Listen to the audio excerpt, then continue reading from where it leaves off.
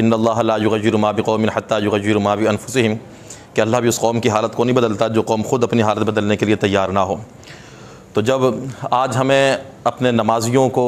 और अपनी कौम को समझाने की ज़रूरत है कि 70 साल गुजर गए और इससे भी ज़ायद का अरसा इस मुल्क को मारिज़ वजूद में आए। एक बच्चा भी जब घर में पैदा होता है ना, तो वालिदैन उसकी तरबियत करते हैं, पालते हैं, पड़ोसते हैं, बड़ा करते हैं। जब वो जवान हो जाता है, फिर जब वो अमली तौर पर मैदान में कदम रखता है तो कमाता है, रोज़गार जो भी होता है उसके ज़रिए से घर बनाता है। जब वो 50 साल, 60 साल, 70 साल की उम्र तक पहुँचता है तो उसका एक आलीशान घर मौजूद होता है और वो अपने ख़ानदान को एक अच्छा कारोबार देकर जाता है। लेकिन ये बदकिस्मती हमारे इस मुल्क की, अगर बच्चा अहल हो, ना अहल तो वो तो जैसे पैदा होता है वैसे ही दुनिया से चला जाता है। जो अहल लोग होते हैं अपनी अहलियत के बलबूते पर अच्छा घर और अच्छी फैमिली बनाकर वो लोग इस दुनिया से रुखसत होते हैं।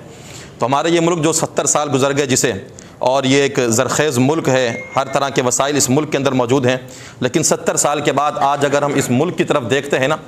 तो सिवाय मायूसी की ओर हमें कुछ भी नज़र नहीं आता कि इन 70 साल के अरसे के अंदर इस मुल्क की मईशत बिल्कुल तबाह है, इसका इंफ्रास्ट्रक्चर बिल्कुल तबाह है। निज़ाम अदल को देख लें तो वो भी तबाह है, और निज़ाम तालीम को देखें तो वो भी तबाह है। निज़ाम अदल की हज़रत साहब ने जैसे बात की, 3.5 साल गुजर गए,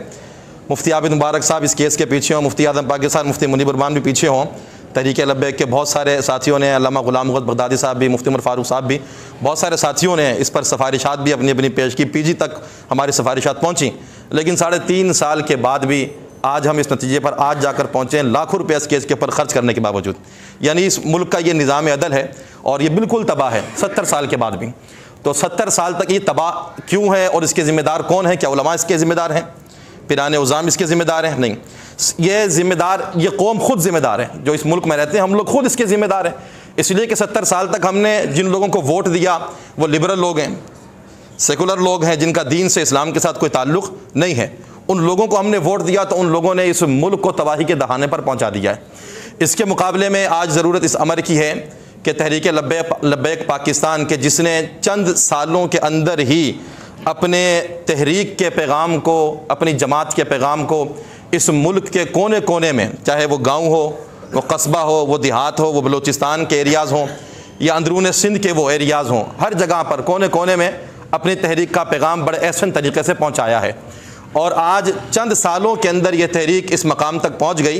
कि 50-50 साल से बनी हुई जमातें, नून लीग या पीपल्स पार्टी, उनके पास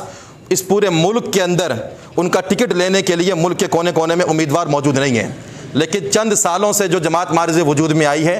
हर पाकिस्तान के कोने कोने में इनका टिकट लेने के लिए एक नहीं बल्कि कई कई उम्मीदवार मौजूद हैं। तो जिस खूबसूरत तरीक़े से इस जमात ने अपना पैगाम इस मुल्क के कोने कोने तक पहुंचाया है, अपनी जमात को मुनज़्ज़म किया है, अपनी जमात को मुत्तहिद किया है, अपने पैगाम को आम किया है, जब इन्हें मौका मिलेगा इस मुल्क की भागदौड़ संभालने के लिए तो वो इस मुल्क की मईशत को भी इंशाअल्लाहुल अज़ीज़ मजबूत करेंगे, इसके इंफ्रास्ट्रक्चर को भी इंशाअल्लाहुल अज़ीज़ मजबूत करेंगे, इसके निज़ाम तालीम को भी बेहतर बनाएंगे। यानी जिन्होंने अपनी जमात को इतने कम अरसे के अंदर, बावजूद इसके कि इस्टेब्लिशमेंट की मुखालिफत है, सोशल मीडिया की मुखालिफत है, हर तरह से मुखालिफत का सामना है, वसाइल की कमी के बावजूद जो कम अरसे में अपने पाँव पर इस कदर मजबूती के साथ खड़े हो गए कि ना मानने वाले भी आज उनकी बात कर रहे हैं, तो जब उन्हें मौका मिलेगा इस मुल्क को चलाने का तो इंशाअल्लाहुल अज़ीज़ बड़े आसान तरीके से वो इस मुल्क को चलाएंगे। और ये जो लोग बात करते हैं कि यार मौलवियों को वोट देने से क्या मिलेगा,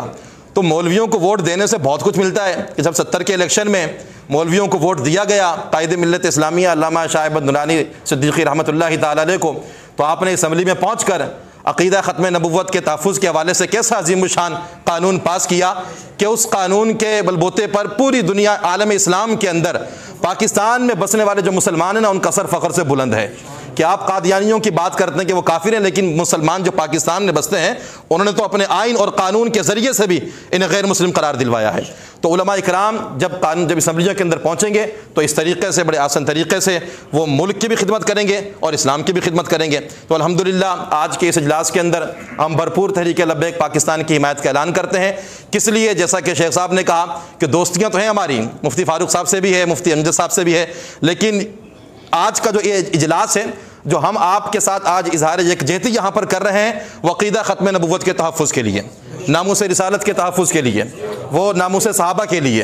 वो इस्लाम के लिए, वो दीन के लिए, वो दीन को तख्त पर लाने के लिए। तो इंशाअल्लाहुल अज़ीज़ हम हर तरह से तहरीक लब्बैक पाकिस्तान के साथ हैं। 2018 के इलेक्शन में भी साथ थे, आज भी साथ हैं। इत्तेहाद उलमा अहले सुन्नत के अलावा दीगर तंजीमात भी आज यहाँ पर मौजूद हैं और उन्होंने भी तहरीक लब्बैक पाकिस्तान के साथ यकजहती का इजहार किया है। इंशाअल्लाहुल अज़ीज़ हर तरह से, जिस तरह भी आप कहेंगे, चाहे वो वोट की सूरत में हो, नोट की सूरत में हो, जान की सूरत में हो, तो इंशाअल्लाहुल अज़ीज़ हम हर तरह से तहरीक लब्बैक पाकिस्तान का साथ देंगे।